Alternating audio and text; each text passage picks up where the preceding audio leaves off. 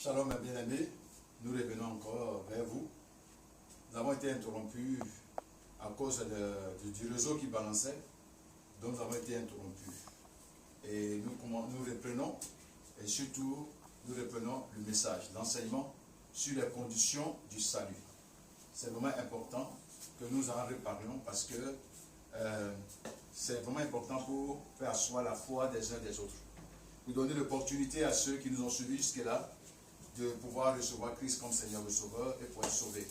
Cela est vraiment important. Nous allons relire notre texte de base qui se trouve dans Éphésiens le chapitre 2, verset 1 jusqu'au verset 10.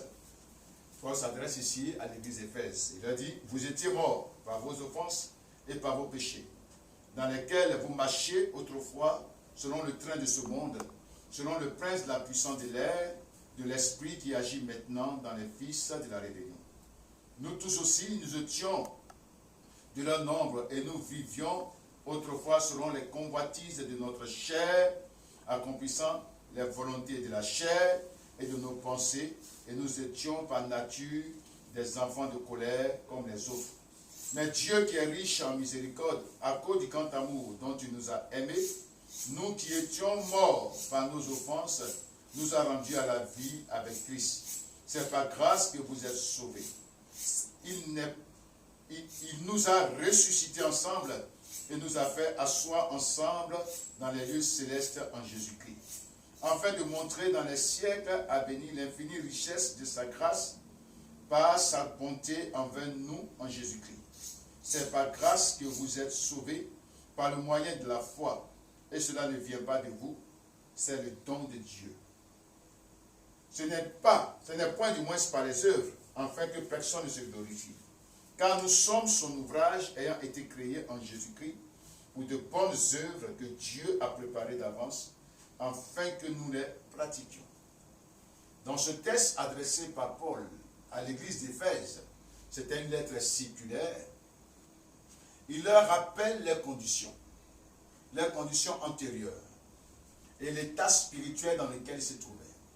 Il dit à cause de les offenses et les péchés, du fait qu'ils marchaient selon le prince de la puissance de l'air, selon le train de ce monde, qu'ils accomplissaient la volonté de leur chair et la convoitise de la chair. Ils étaient par nature des fils de la rébellion, et la colère de Dieu était sur eux. Ils étaient par conséquent morts par les offenses et par leurs péchés. Bien aimés, lorsque nous n'avons pas Jésus, nous étions tous morts par nos offenses et par nos péchés, comme nous l'avons vu le mercredi. Nous avons parlé, n'est-ce pas, des conséquences du péché. Et on a vu que l'une de ces conséquences, c'était la mort spirituelle. Les croyants étaient morts, les chrétiens d'Éphèse, autrefois païens, sans Dieu, étaient morts par les offenses et par le péché. Il y a trois types de morts qu'on a vus, qui est la mort spirituelle, qui est la séparation de l'homme avec Dieu. Et la deuxième type de mort, c'est la mort physique, qui est le retour du corps à la terre et de l'âme vers Dieu. Et enfin, il y avait la mort spirituelle, qui était la condamnation éternelle en enfer.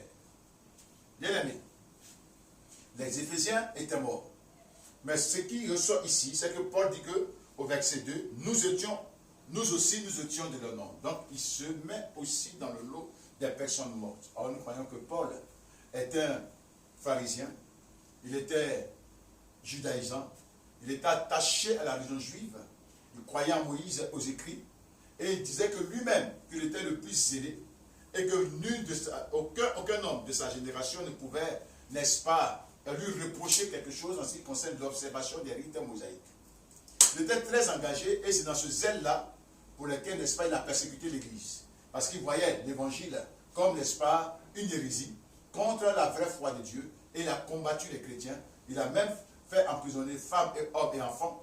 Et pendant l'une de ces expéditions punitives de l'Église vers la Damas, le Seigneur va l'apparaître, et c'est là que la vie de Paul va changer, sa perception de la chose va changer, il va se convertir, il sera enfant de Dieu, il va se mettre à prêcher Jésus. Mais Paul dit que pendant la période où il était judaïsant, pharisien, et qu'il observait, et qu'il avait plein de zèle pour la tradition et les lois de ses pères, et l'observation des rites mosaïques, lui aussi était mort spirituellement. Il était mort spirituellement parce que ni les lois mosaïques, ni la tradition de ses pères ne résolvait le problème du péché. Parce que le péché était condamné dans sa chair. Et il n'était pas capable d'observer la loi comme il se fallait. La Bible dit que celui qui transgresse une seule des lois a péché contre toute la loi. Donc le fait que parfois il peut transgresser une des lois, il était pécheur. Et par conséquent, il était mort. C'est pourquoi il se met dans le lot. Il dit que nous aussi, nous étions des nombres de tous ceux qui étaient morts spirituellement par des fautes.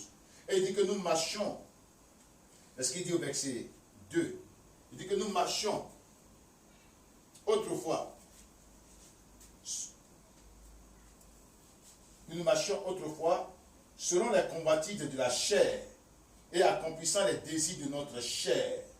Nous étions par nature des enfants de colère. Voilà ce qu'il dit. Donc Paul se mettait dans le lot de tous ceux qui, n'est-ce pas, sont morts spirituellement. Et il dit au verset 4, mais Dieu qui est riche en miséricorde, que Dieu qui est riche en miséricorde, à cause du grand amour dont il nous a aimés, nous qui étions morts par nos offenses, nous a rendus à la vie avec Christ. Donc Dieu l'a rendu à la vie avec Christ. Il était mort. Et tout homme sans Christ est mort spirituellement. Et retrouve la vie, revient à la vie que par la foi en Jésus-Christ. Par Christ. Il dit, nous qui étions morts, Dieu nous a donné la vie. Nous a ramenés à la vie par le Christ. Et il dit au verset 5, nous qui étions morts par nos offenses, il nous a rendus à la vie avec Christ. C'est par grâce que vous êtes sauvés. Donc, l'apôtre Paul montre ici que la Pâque, c'est la manifestation de la grâce de Dieu envers l'humanité. C'est la manifestation de la grâce de Dieu envers l'humanité. Dieu fait faveur aux pécheurs.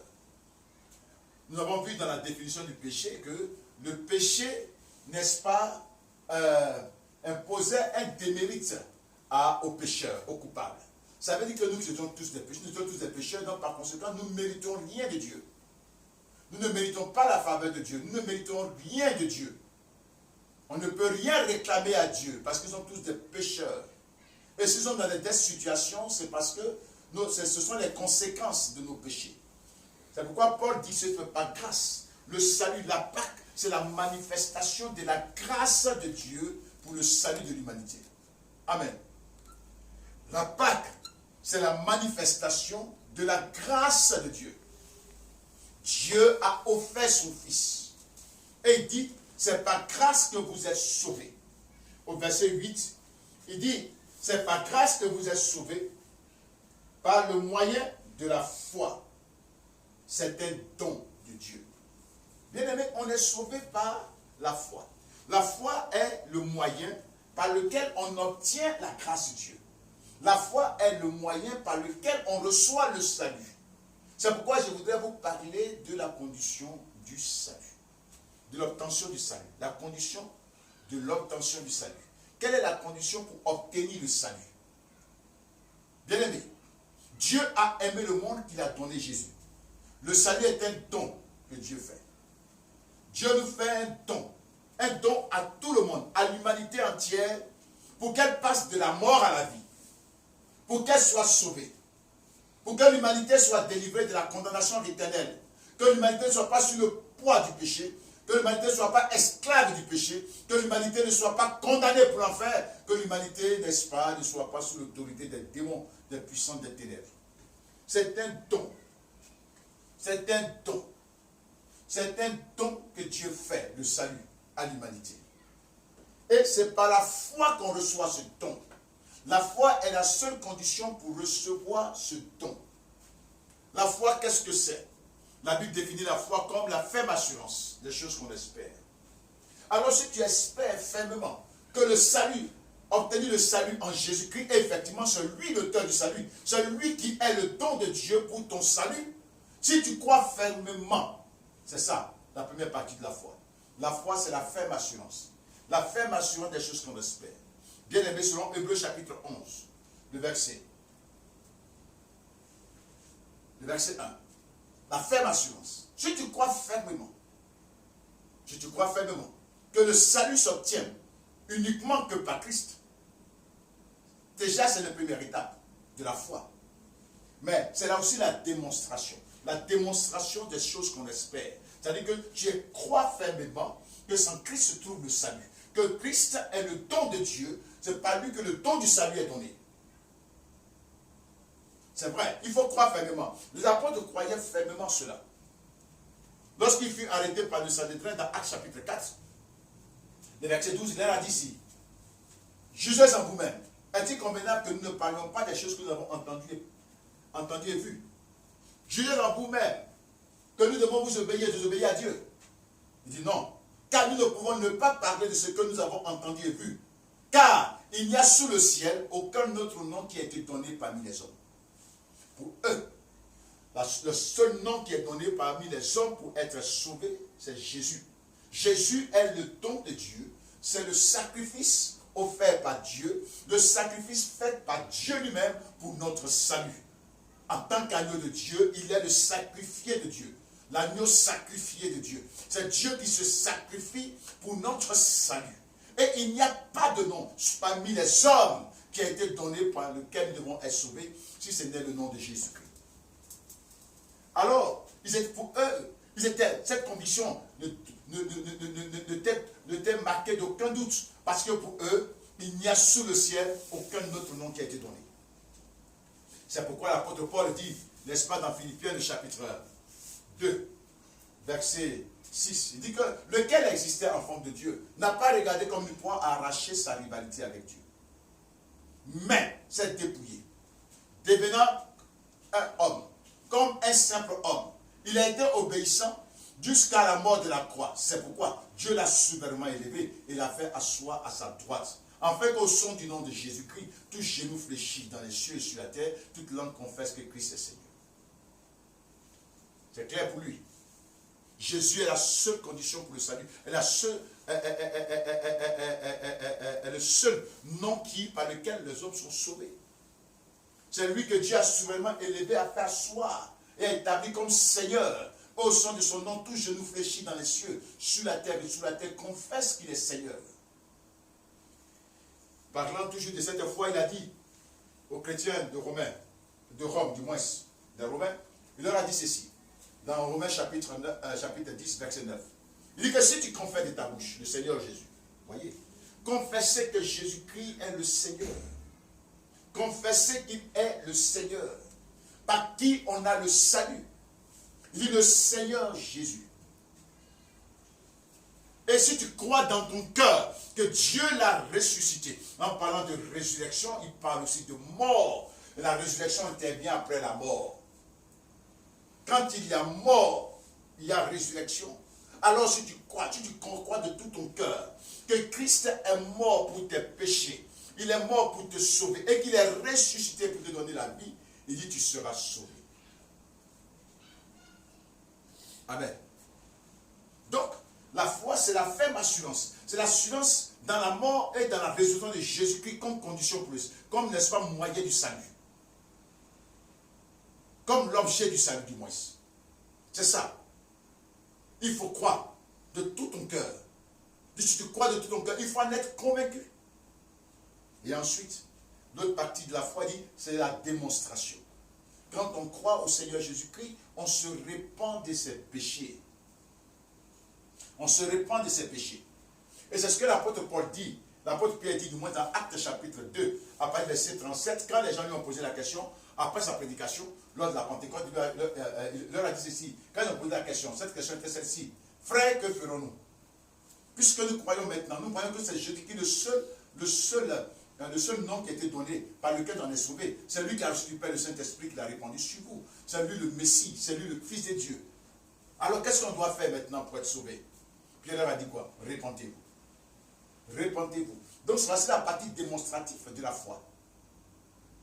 La repentance, qu'est-ce que c'est? C'est le changement de mentalité.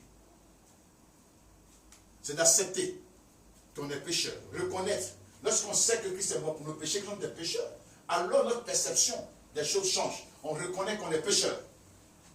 Il faut reconnaître que tu es pécheur. L'apôtre Paul pouvait dire, n'est-ce pas, dans Éphésiens, le verset 10, il dit que ce n'est pas par les œuvres qu'on est sauvé. Bien aimé, tu ne seras pas sauvé par tes œuvres. Ne dis pas, je n'ai jamais commis l'adultère, Je ne fais pas du mal aux gens, je suis généreuse, je suis généreux, je suis bien, je suis plein de bonté, je fais du bien à mon prochain. Ce n'est pas tout ça qui va te sauver. Ces choses-là ne résolvent pas le problème du péché qui est en toi.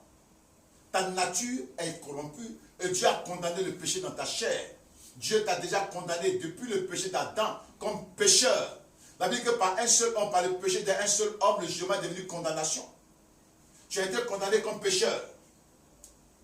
Et tu es mort spirituellement. Et tu es mort éternellement. Mais tu peux échapper à la mort éternelle en recevant le don du salut de Dieu. Ne te fie pas à tes œuvres, à ta bonté, à ta générosité, à ce que tu sais faire comme bien. Non, ce n'est pas ça qui va te sauver. Le Seigneur dit par Paul que ce n'est ni par les œuvres qu'on est sauvé. On n'est pas sauvé par nos œuvres. Le salut est un don que Dieu fait. Le salut est une grâce du Seigneur. Bien-aimé, accepte la grâce de Dieu. Et la partie, n'est-ce pas, pour l'accepter, il faut que tu reconnaisses que tu es pécheur. Ne te fie pas sur tes œuvres de générosité. Ça ne va pas te sauver, en aucun cas. Mais crois que tu es pécheur. Et que Christ seul, par son sacrifice, peut enlever le péché. Que Christ seul, par son sacrifice, peut te délivrer. Christ seul, par son sacrifice, peut ôter le péché. Peut te libérer de la condamnation éternelle. Peut te délivrer de la corruption du péché. Chers frères et sœurs, une fois qu'on reconnaît cela, on confesse nos péchés à Dieu. On confesse nos péchés et on confesse que Jésus est le Seigneur. On confesse le nom qui nous sauve. Lorsqu'on aura fait cela, on se serait repenti, qu'on aura confessé le Seigneur Jésus et qu'on aurait cru de tout notre cœur que Dieu l'a ressuscité dans les morts, nous serons sauvés. Ici, nous serons sauvés. C'est à la fin un futur présent. Ça veut dire que c'est maintenant. Ce n'est pas que tu le seras à la fin, ou bien lors du jugement dernier. Non, ce n'est pas de ça qu'il s'agit, mais il s'agit d'être sauvé maintenant. Quand tu fais ça, tu es sauvé. C'est ça. C'est un futur proche. Quand tu fais ça, tu es sauvé. Et c'est ce que le Seigneur Jésus lui-même a dit. Il dit, Dieu a tant aimé le monde qu'il a donné son Fils unique. Afin que quiconque croit en lui ne périsse pas, mais qu'il ait la vie éternelle. Frère, le salut s'obtient par la foi uniquement qu'en Jésus-Christ. Il dit que quiconque croit en lui ne périsse point, mais qu'il ait la vie éternelle. Maintenant, tu as la vie éternelle. Tu recevras la vie éternelle par la foi en Jésus. Tes péchés te seront pardonnés, tu seras justifié, tu seras débarrassé de l'autorité et du contrôle du péché sur ta vie. Tu seras libre. Dieu va créer en toi un homme nouveau. C'est pourquoi il dit au verset 10, vous êtes son ouvrage. On a vu que l'homme nouveau était l'ouvrage de Dieu. C'est Dieu qui le créa en nous. Ce n'est pas nous-mêmes, nos efforts, mais c'est Dieu qui le fait. Alors, lorsque tu vas croire en Jésus de tout ton être, de tout ton cœur, et que tu vas croire sincèrement en ce moment-là, que tu vas confesser son nom, tu crois que Dieu l'a ressuscité d'entre les morts, à ce moment-là, Dieu te sauvera et fera de toi un être nouveau. Il va engendrer en toi un être nouveau. L'ancien homme, ce vieil homme, cette nature du péché qui te corrompait, qui te faisait mourir, sera détruit. Bien-aimé, la seule condition du salut, c'est par la foi. Plusieurs personnes prêchent le salut par les œuvres. Mais c'est clairement établi ici qu'on n'est pas sauvé par les œuvres, mais c'est par la foi. Mais quand on est sauvé, il y a des œuvres que Dieu a préparées d'avance pour que nous préparions, pour que nous pratiquions. Ce sont des œuvres que Dieu a préparées. Ce n'est pas les œuvres que nous faisons nous-mêmes, mais ce sont les œuvres que Dieu a préparées, que nous devions pratiquer. Dieu les a préparées avant de nous sauver pour que nous pratiquions ces œuvres.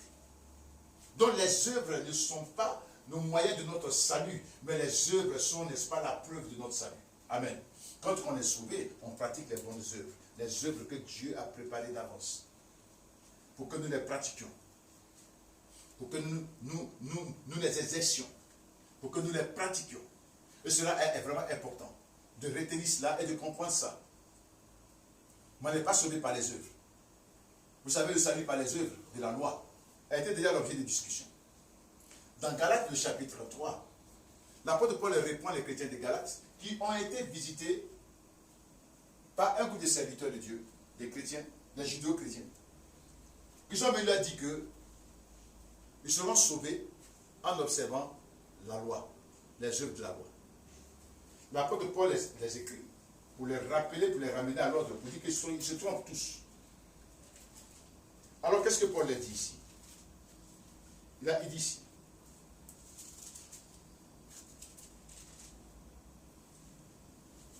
Il dit, ô Galates,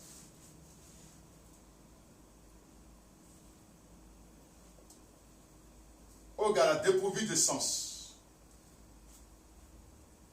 est-ce par les œuvres de la loi que vous avez reçu l'Esprit? Est-ce par les œuvres de la loi que vous avez reçu l'Esprit? Ou par la foi?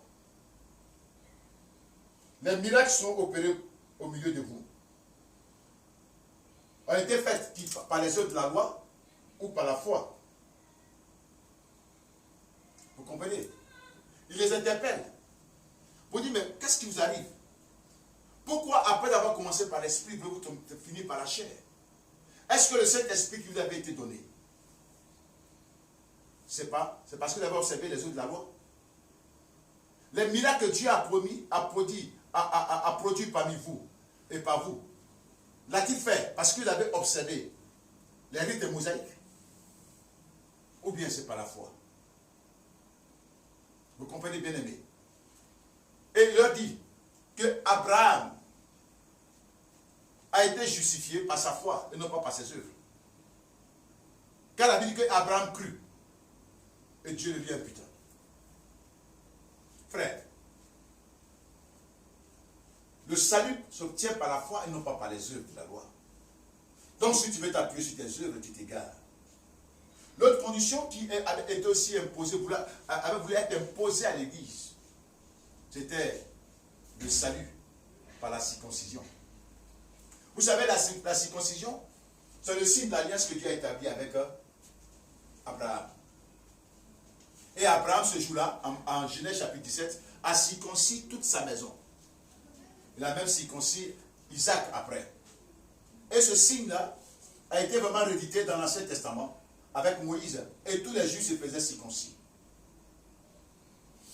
Les Judéo-chrétiens sont arrivés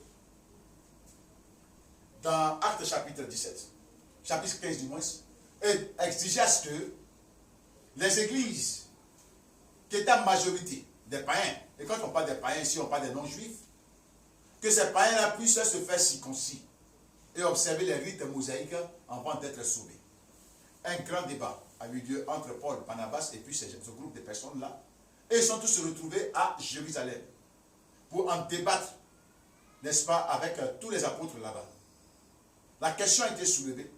Et finalement, ce qui a été retenu, quand vous lisez le texte, c'est le salut par la foi.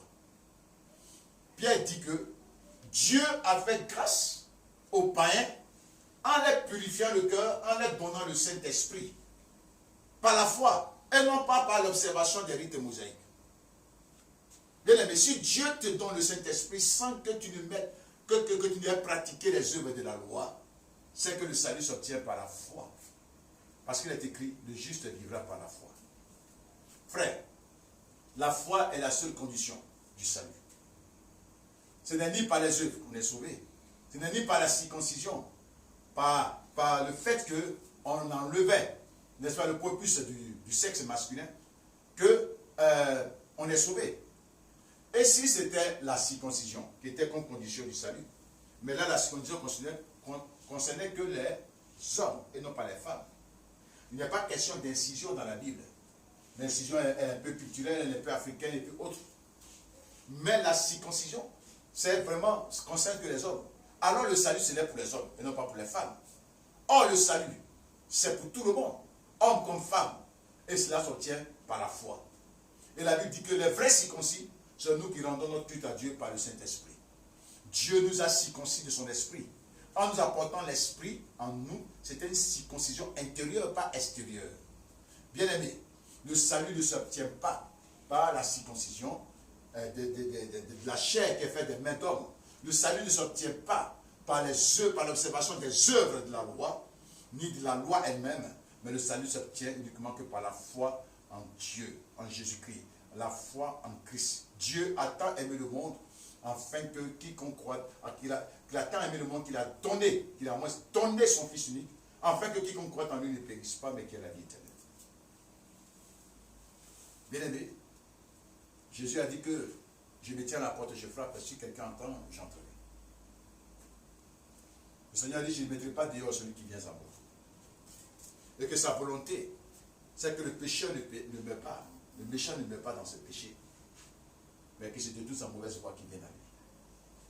Tu as l'opportunité aujourd'hui de recevoir ce salut. De recevoir Christ comme Seigneur et Sauveur personnel. Tu as cette opportunité de le recevoir dans ta vie. Seulement crois. Confesser de ta bouche le Seigneur Jésus et crois de tout ton cœur que Dieu l'a ramené à la vie. Il faut croire comme, n'est-ce pas, l'eunuque qui rentrait chez lui par sa rencontre avec Philippe, par l'explication du texte d'Ésaïe. Il a bien compris et il a posé la question à Philippe. Qu'est-ce qui m'empêche d'être baptisé?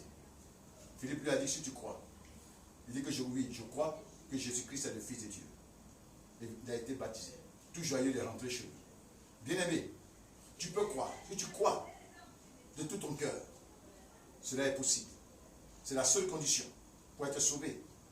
Quand Pierre annonçait l'évangile à Corneille et sa maison, la Bible, lorsque Pierre disait ces paroles-là, que tous les prophètes rendent le témoignage que c'est par son nom qu'on reçoit le pardon des péchés, parlant de Jésus-Christ. La Bible dit que Corneille et sa famille ont eu une telle foi en ça, tellement ils ont cru en cela, que le Saint-Esprit est descendu sur eux.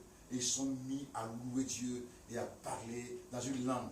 Bien-aimé, si tu crois de tout ton cœur, tu seras sauvé. Je vais t'inviter à faire cette prière avec moi. Si tu veux vraiment recevoir Jésus. Si tu crois vraiment de tout ton cœur que Dieu l'a ressuscité d'entre les morts, alors tu vas répéter cette prière que c'est une prière pour t'aider à recevoir Christ. Ce n'est pas une prière magique, mais tu recevras le salut si tu es sincère dans ton cœur. Prions ensemble. Père, je reconnais aujourd'hui que Jésus est le Fils de Dieu. Il est le sacrifice que tu as offert pour mon salut. Je me répands de mes fautes et de mes péchés. Je te les confesse de tout mon cœur et te demande pardon car j'ai péché contre toi. J'ai fait ce qui est mal à tes yeux et je mérite la condamnation. Je mérite l'enfer. Je ne méritais rien de toi parce que j'ai péché contre toi. J'étais offensé et je me suis rebellé contre toi. Mais aujourd'hui, tu veux que la justice habite mon cœur, que je sois sauvé.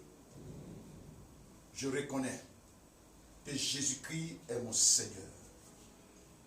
Je confesse son nom et je crois de tout mon cœur que tu l'as ressuscité dans tes morts. Qu'il n'y a parmi les hommes aucun autre nom qui a été donné par lequel nous devons être sauvés. Seigneur, aie pitié de moi, ne me rejette pas. Je veux te recevoir dans ma vie. Je t'ouvre mon cœur. Viens et prends possession de ma vie. Sauve-moi et conduis-moi dans ta voie. Au nom de Jésus-Christ, j'ai prié. Amen. Je vais prier pour toi. Seigneur, je te prie pour toutes ces personnes qui confessent ton nom ce matin, ce soir. Qui te reçoivent comme Seigneur et Sauveur personnel. Nous te prions, Seigneur notre Dieu, de leur pardonner les péchés, de leur accorder ton Esprit Saint, de les sanctifier et de les sauver de ce monde, de cette génération perverse et pécheresse, rebelle contre toi. Que tu les délivres, que tu écris les noms dans ton livre de vie. Car tu as dit que quiconque croit en lui ne périra point, mais qu'il ait la vie éternelle. Qu'il ne périsse plus, qu'ils aient la vie éternelle. Au nom de Jésus-Christ, affermis-les, protège-les et garde-les. Au nom de Jésus-Christ, j'ai prié. Amen. Bien-aimés, nous rendons grâce au Seigneur de ce que vous avez reçu Christ. Vous allez faire cette prière avec nous. Que Dieu vous bénisse. Nous voulons vous inviter à nous suivre à notre culte le dimanche qui vient, qui est le culte de la résurrection. Nous parlerons de la résurrection et de ses bénéfices pour les sauver, afin que vous sachiez ce que Dieu vous a accordé par la résurrection de Christ.